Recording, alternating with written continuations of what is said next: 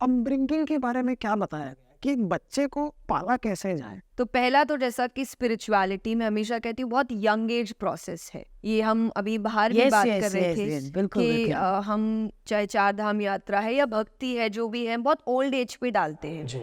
और मैं कथा में हमेशा एक बात कहती हूँ कि आप जब सब कुछ एकदम हाथ पैर काम करने बंद कर देते हैं और तब आप कहते हैं कि अब हम भगवान को बुलाएंगे, और भगवान ऊपर बैठे कह रहे थे अब हम बुलाएंगे, तुम क्या बुलाओगे? अभी तो बोलते हैं कि हाँ, तुम्हारा अब बोर्डिंग मेरे पास हो बुलाने गया। की बारी है तुम्हारी। बात तो सही। और उस वक्त आपको तो कुछ देखना ही नहीं है, कोई कंपटीशन नहीं है। और आज का टाइम तो इतना कंपटीशन है, हमें ही दिख रहा है हाँ। कि हमारी जनरेशन, तो मुझे लगता है कि जब तक गोले की जनरेशन या उस एज के बच्चों की जो जनरेशन आएगी तब कितनी भागदौड़ होगी। आज कॉलेजेस में अगर 98-99% कट ऑफ है हाँ। तो तब क्या होगा कि 100% ही लाओगे तो ही मिलेगा, तो नहीं ही तो मिलेगी। तो कितना कंपटीशन है उस वक्त, कितना स्ट्रेस आता है। तो वो जैसा जो अगर आप इस एज में समझ रहे हैं कि प्रायोरिटी शायद आपको अच्छा लग रहा है, जो एक कामनेस आ गई है या भजन है या सत्संग है। भजन एक्चुअली सत्संग ही तो है। और साइंटिफिकली प्रूवन भजन आपकी मेमोरी पावर, सत्संग आपकी मेमोरी पावर ठीक करते हैं, कॉन्सेंट्रेशन ठीक करता है, आपको काम करता है, स्ट्रेस फ्री करता है। तो ये चीज़ें अब आपको रियलाइज हो रही है। तो आई थिंक फर्स्ट चीज़ ये कि आप उसको अभी से रियलाइज कराएं कि उसकी लाइफ की प्रायोरिटीज़ क्या है। मैं हमेशा कहती हूँ कि हर पेरेंट्स अपने बच्चे को पूछते हैं फर्स्ट कौन आया, मार्क्स कितने आए, कौन फेल हुआ, तुम्हारे कम क्यों आए। पर कोई भी स्कूल से आने के बाद बच्चे से ये नहीं पूछता किसकी मदद की, किसको हंसाया। ये तो उसको ऐसा लगता है कि फर्स्ट आना, पैसा कमाना, आगे रहना, यही इम्पोर्टेंट है। अच्छा बनना, हेल्प करना, सही रास्ते पर चलना, ये इतना इम्पोर्टेंट है नहीं। तो स्कूल लाइफ में तो वो चलो चीटिंग वीटिंग करके आगे निकल जाएगा, राइट। पर लाइफ में चीटिंग का मतलब तो गलत रास्ता ही हो गया ना। बिल्कुल क्योंकि बिल्कुल। उसको तो यही सिखाया गया कि बेटा आगे रहना, फर्स्ट आना। राइट। तो उसके दिमाग में यही है और कंपटीशन मेंटालिटी जो है बहुत वो ही ज्यादा होती है। और मैं हमेशा कहती हूँ कि आपको लग रहा है बच्चा छोटा है और वो समझ नहीं रहा, वो इस एज में सबसे ज्यादा समझता है। उसकी मेमोरी में बातें ठहरती है। और मैं इसलिए कहती हूँ कि शायद आपको आपके 10-12 के सिलेबस याद नहीं होगा इतना, ABCD याद होगी, आपको आपके पोएम्स याद होगी, क्योंकि उस वक्त चिपक जाती है मेमोरी में चीज़ें। बस गलती क्या हो जाती है, उस एज के बच्चे को सही गलत नहीं पता होता, तो उसको जो दिखता है वो ले लेता है। तो हमें लग रहा है कि हम बच्चे के सामने चिल्ला रहे हैं या गालियां भी दे रहे हैं, वो अरे क्या समझ आता है, उसको सब समझ आ रहा है, वो सब सुन रहा है और वो आगे जाके वही चीज़ दोहराने वाला है। और मैं इसलिए कहती हूँ कि अगर कोई बच्चा बहुत हंसता है तो उसके घर में ऐसा माहौल है, इसीलिए कोई बच्चा बहुत रो रहा है तो वो कंटिन्यूअसली किसी को रोते हुए देख रहा है। और या तो एक और तरीका होता है, जैसे आपने कई घरों में मैंने तो देखा है कि बच्चे जब गलत जिद करते हैं तो कभी कभार रोने लग जाते हैं, तो पेरेंट्स ही दूसरों को कहते हैं अरे मत करो, दे दो वरना वो रोने लग जाएगा। वो सुन रहा है, उसको समझ आ रहा है रोने से मेरा काम होता है। और कई बार इसलिए बच्चे रोते, आंसू नहीं आते पर रो रहे हैं, क्योंकि उनको उस वक्त काम कराना है अपना। हाँ, बट जय हमारा बच्चा तो मतलब हम अपना कोई गाना लगा लेना तो चिल्लाने लग जाता है कि हमारा लगाओ। तो इसका मतलब वो सब समझ रहा है। हाँ, वो समझ रहे कि आप उसकी कौन सी हरकत से उसकी बात मान रहे हो। तो मैं इसीलिए कहती हूँ कि बच्चा जब आपसे कोई उपहार मांगता है, जी, उपहार मतलब उसको हो गया उसकी गलत जिद। यहाँ पर उपहार मतलब कि कोई ऐसी चीज मांग रहा है जो उसके लिए अच्छा नहीं है, तो अगर उपहार नहीं दोगे तो वो कुछ देर रोएगा, और संस्कार नहीं दोगे तो वो जिंदगी भर रोएगा।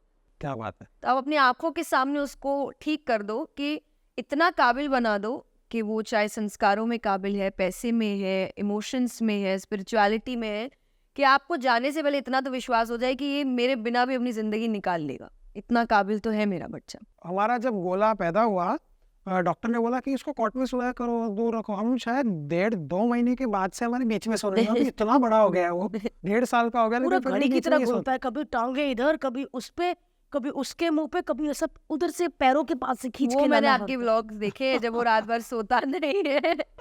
बट एकदम वो आम इंसान जैसा बच्चा है। क्योंकि जब वो मेरे पेट में था तो मैं लास्ट डे भी काम कर रही थी, पेन हो रहा था, तो मैंने इसको बोला मुझे पेन हो रहा है, तो पता नहीं था कि ये लेबर पेन है, क्योंकि फर्स्ट प्रेगनेंसी में ना पता नहीं चलता। तो मैं खड़े होकर गेम्स खेल रहे, ये सब कर रहे, और फिर पता नहीं कैसे ये तो बच्चा वाकई मेरे को लगता है ये बच्चा भगवान है।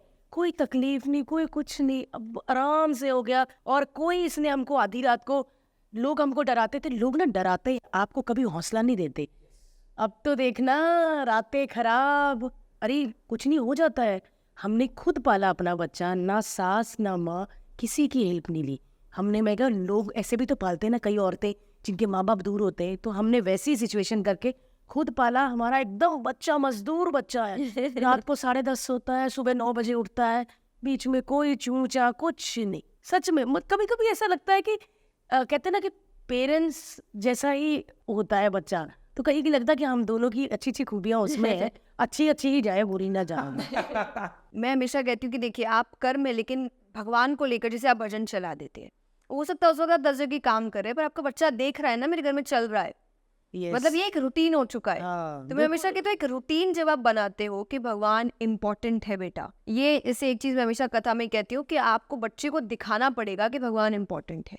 जैसे हम काम कर रहे हैं, अब अगर मैं आपको काम के बीच बोलूंगी कि कथा है मेरी, आप आइएगा 7 दिन, शायद ही कोई 7 दिन आता है, वो सोचेगा संडे के दिन कोशिश करेंगे जिनकी दुकानें होगी। तो मैं कहती हूँ कि आप 7 दिन नहीं निकाल पाए जिंदगी में से, यही मैं आपको बोल दूं आपके घर में किसी की शादी है, आप 10 दिन दुकान बंद करके जाएंगे, 15 दिन, क्योंकि कपड़े पे अब वो बच्चा नहीं देख रहा आपको, यस, अब वो बच्चा क्या बोलेगा कि मतलब ये इम्पोर्टेंट है, वो इम्पोर्टेंट नहीं, वो अगर मुझे टाइम मिलेगा तो मैं करूंगा, नहीं मिला तो मैं नहीं करूंगा। तो कई बार मैं एग्जैक्टली ये नहीं कहती कि आप सिर्फ मंदिर ही जाना, लेकिन एक रूटीन बनाना, चाहे वो सिर्फ भजन चलाने का रूटीन है, चाहे वो माला करने का रूटीन है, तो एक रूटीन बनाना कि जैसे तुम 7 दिन में ये कर रहे हो ना, हर चीज इम्पोर्टेंट, स्कूल इंपॉर्टेंट है, ट्यूशन इंपॉर्टेंट, ये भी इंपॉर्टेंट है, ये छूटना नहीं चाहिए, क्योंकि वो उसके अंदर एक फेथ रोजाना उसका एक रूटीन पैदा करेगा, और जब उससे उसको बदलाव नजर आने लगेगा ना, तब वो अपने मन से कर, शुरुआती में आपको करवाना पड़ता है, फिर वो मन से कर। अब मैं मन से करती हूँ, शुरुआती में मुझे पढ़ाया गया, हनुमान चालीसा कराई गई, भजन हम साथ बैठ के करते थे। अब कई बार होता था लोग खेल रहे हैं, और हमारे घर में तो रूटीन है कि इतने बजे तो बैठना ही है, मुझे लगता है कि यार मुझे खेलने जाना है, तो मुझे ऐसा लगता था मुझे जाने दो ना, सब खेल रहे हैं, मुझे नहीं 10 मिनट लगते हैं बैठ के हनुमान चालीसा करूँ। पर अब मेरे लिए वो इतना इंपॉर्टेंट हो गया कि मुझे ऐसा लगता है कि सुबह उठ के भगवान का नाम लेना मेरे पूरे दिन को अच्छा करता है, सोने से पहले वापस भगवान का नाम लेना मुझे दूसरे दिन खुशी से उठाने के लिए काफी होता है। तो उन्होंने मुझे सिखाया दुनिया भी जरूरी है और भगवान भी इक्वली जरूरी है तुम्हारे लिए। तो आज वो बैलेंस बनाना मेरे लिए काफी इजी हो चुका है कि अब मैं जानती हूँ मुझे कहाँ काम को भी एक रोक लगा देनी है, या मटीरियलिस्टिक लाइफ को भी एक रोक लगा देनी है, या अब मुझे लगा नहीं मुझे थोड़ा एंटरटेनमेंट या घूमना फिरना है, मुझे बैलेंस करना आता है। मैंने जब कृष्ण भगवान की बचपन की लीला जब हम पढ़ते हैं तो हमें उसमें नटखट शरारतें, हर तरह की शरारत, कभी मिट्टी खा ली तो माँ को पूरा अंदर तीनों लोग दिखा दिए, कभी कुछ कर दिया। ये जो भगवान के बचपन की कहानियां है, उससे हमें क्या सीख देना चाहते हैं ग्रंथ? देखिए, एक तो ग्रंथ हमेशा सीख ही देते हैं, कॉपी करने नहीं। गीता जी में कृष्ण ने साफ साफ कहा है कि जो भी आपको स्क्रिप्चर सिखाते हैं उसकी नकल नहीं करनी है, उसे सीख लेनी है। क्योंकि हम, जैसा अभी आपने कहा मिट्टी खाई तो तीनों लोग दिखा दिए, अब ऐसा कि बच्चा मिट्टी खा ले पर उसके मुंह से तीनों लोग थोड़ी दिख जाएगा। सही बात है। तो मतलब नकल तो आप नहीं कर सकते, वो भगवान है। शंकर जी के लिए मैं हमेशा कहती हूँ कि जो लोग नशा ये सोच के शंकर जी के नाम से करते हैं, अरे भोले बाबा भी तो करते हैं, बोले अरे तो जहर भी पीते हैं, पियो, करेक्ट, हाँ, जहर भी तो पीते हैं। तो आप भगवान का नाम लेकर नकल जब करते हो तो वो तो एकदम मना है स्क्रिप्चर्स में, क्योंकि हमारी शक्ति उतनी है नहीं, तो उससे सीख लेने को कही गई है। तो कृष्ण जी के जीवन से मैं हमेशा कहती हूँ सीख है कि उन्होंने जो जिया वो 100% जिया। बच्चे रहे तो वो ऐसे बच्चे रहे कि आज आप ये कुमार विश्वास जी को आप जानते होंगे, तो उनका एक टॉपिक है, मैं हमेशा कहती हूँ कि उन्होंने बहुत सुंदर तरीके से समझाया कि श्री कृष्ण कैसे हैं कि बचपन जिया तो ऐसा जिया कि आज हर नटखट बच्चा अपने माँ बाप के लिए कन्हैया ही है, कि रे वे तो घर का कन्हैया है, क्योंकि उनका बचपन ही इतना अच्छा था कि सबको अपने बच्चे के अंदर वही बचपन दिखता है। प्यार किया तो ऐसा किया कि हर कोई आज राधा कृष्ण के प्रेम की एग्जाम्पल देते हैं। युद्ध के बारे में बात आए तो महाभारत का युद्ध का ही नाम आता है। पॉलिटिक्स, राजनीति की बात है, कृष्ण सी राजनीति तो कोई नहीं कर सकता कि 100 कौरव 5 पांडव, 5 को जिता दिया, 100 को हरा दिया। और ज्ञान ऐसा कि गीता जी से ऊपर ज्ञान कोई आज माना नहीं जाता। तो जो किया उसमें 100% दिया, फिर दूसरी चीजों से डिस्ट्रैक्ट नहीं हुए। वो बचपन के बाद जब व्रत छोड़ा तो छोड़ दिया, फिर ऐसा नहीं कि बीच में लटके हुए कि यहाँ भी है या वहां भी है, नहीं, वो छोड़ दिया तो फिर छूट गया। भले ही मन के अंदर फीलिंग्स है जो भी, लेकिन अपने आगे वाले काम में उस पर हावी नहीं होने दिया, उस चीज में परफेक्ट रहे। तो इसीलिए कहते हैं ना कि शास्त्र आपके एज बना के रखे कि इतने से इतने में बचपना, इतने से इतने में डिसिप्लिन, इतने से इतने में विद्या, उसके बाद गृहस्थ या वैराग्य, कि कुछ टाइम होते हैं उसका आपका दिमाग उस वक्त उसी चीज के लिए सबसे अच्छा चलता है। पढ़ाई करो तो सिर्फ अपने काम में, पढ़ाई में फोकस करो, वरना बीच के रह जाते हो, ना इधर के ना उधर के। तो इसीलिए बचपना तो बच्चे को अच्छे से जीने दीजिए। मैं कहती हूँ मस्ती करना गलत नहीं होता, जब गलत चीज की मस्ती हो वो नहीं करने दो। रोको। बाकी मस्ती तो यही उम्र है, बड़े होने के बाद हम कहाँ कर रहे हैं, काम में पड़ गए हैं। कुछ लोग आज भी कर रहे हैं मस्ती। ये बहुत शरारती है। गोले में जितनी शरारतें आई है ना वो भारती से आई, क्योंकि भारती को मैंने देखा है कि वो 24 घंटे शरारत कर सकती है। बट आई थिंक ये एग्जाम्पल है ना कि अपने अंदर के बच्चे को हमेशा जिंदा हमेशा रखो। मैं कसम से मैंने बहुत कॉमेडियंस के साथ काम किया है। बहुत लोग बोलते हैं ना भारती आप बहुत अच्छी कॉमेडी, ये कॉमेडियन नहीं है, ये एक मस्तीखोर लड़की है जो जिंदगी भर मस्तीखोर रहती है और उसको पैसे मिलते हैं। सच में मुझे कभी कभी लगता है मैं बड़ी ब्लेस्ड हूँ, क्योंकि सबके शौक होते हैं। मेरा शौक है कि मैं कुछ बोलूं और ये हंसे, 5 मिनट के लिए दुख भूल जाए। तो आपके आने से पहले मैं इनके साथ हंस रही, व्लॉग बना रही, मस्ती कर रही थी, और जब उस चीज का पैसा मिलता है तो मेरे को ऐसा होता है कि मैं ब्लेस्ड हूँ। मुझे जो चीज पसंद है मैं वो कर रही हूँ और मुझे उसका पैसा मिल रहा है, क्योंकि लोग अपनी पसंद की चीज नहीं कर पाते।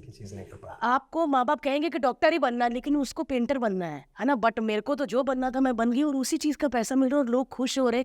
तो मुझे लगता है कि कहीं ना कहीं मैं जब लोगों को हंसाती हूँ तो कहीं ना कहीं दुआएं लगती हैं, बिल्कुल। जिसकी वजह से मैं इतनी ब्लेस्ड हूँ कि मुझे मेरे ही पसंद के काम का पैसा मिल रहा है।